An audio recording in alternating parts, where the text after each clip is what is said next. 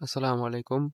আপনাদের ছবি এন্ট্রি করতে গেলে একটা সমস্যা হয় যে দেখা যায় ছবি এন্ট্রি করতেছেন কিন্তু একটা এরর আসতেছে বা ছবি ব্যবহারকারী ছবিতে ক্লিক করতেছেন একটা এরর আসতেছে। যেমন এখানে সাধারণ তথ্যতে গিয়ে ব্যবহারকারীর ছবি এমনিতে ক্লিক করে যখন আপনাদের শিক্ষার্থী সার্চ করা হয় বা কোনো ধরনের ছবি অ্যাড করা হয় সেক্ষেত্রে দেখা যায় কিছু ধরনের সমস্যা হয়।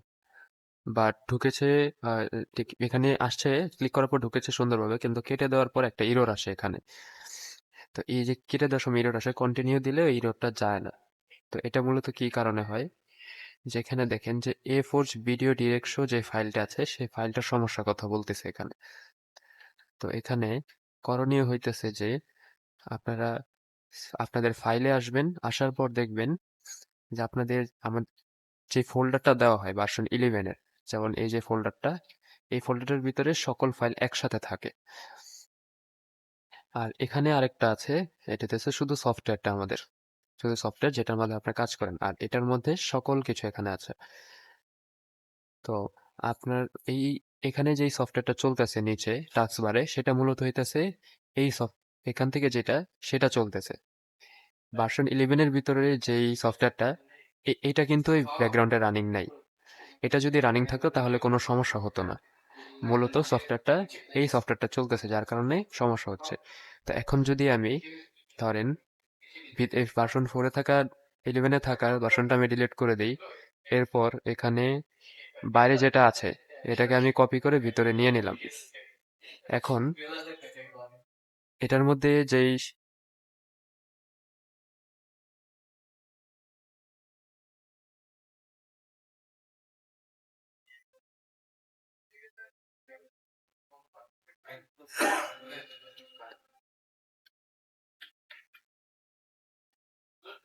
এখান থেকে আপনারা এটাকে কাট করে এই যে ফোল্ডারটা আছে এক্সট্রাক্ট করা ফোল্ডারটার মধ্যে আপনারা পেস্ট করে দিবেন।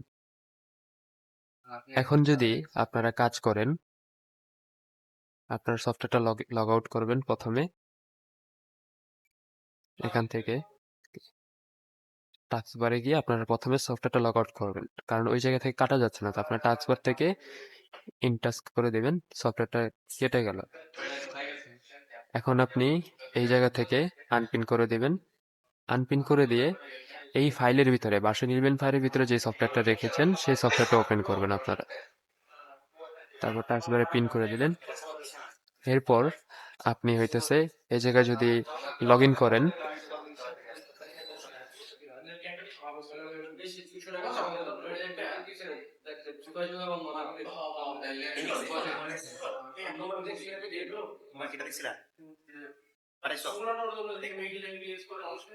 এখন আপনার সাধারণ তথ্যে ঢুকে ব্যবহারকারী ছবিতে যান, এখন কেটে দেন, দেখবেন যে কেটে গেছে। তো এখানে মূলত সমস্যাটা হচ্ছে যে আপনাদের যেই সফটওয়্যারটা এই ভার্সন 11-এ যে ফোল্ডার আছে এগুলোর সাথে থাকতে হবে। এই যে এ ফোর্স ভিডিও ডিরেক্ট শো এই ফাইলটার ইররের কথাই বলতেছিল। সেখানে উল্লেখ ছিল যে এই সফটওয়্যারটা এই ফাইলটার সাথে একসাথে নেই, তো যার কারণে এই সমস্যাটা হচ্ছে। যখন এই ফাইলটার সাথে এই সফটওয়্যারটা একসাথে থাকবে একই ফোল্ডারে, তখন আপনারা ব্যবহারকারীর ছবিতে ছবি এন্ট্রি করতে পারবেন এবং কেটে দিলেও কোনো সমস্যা হবে না।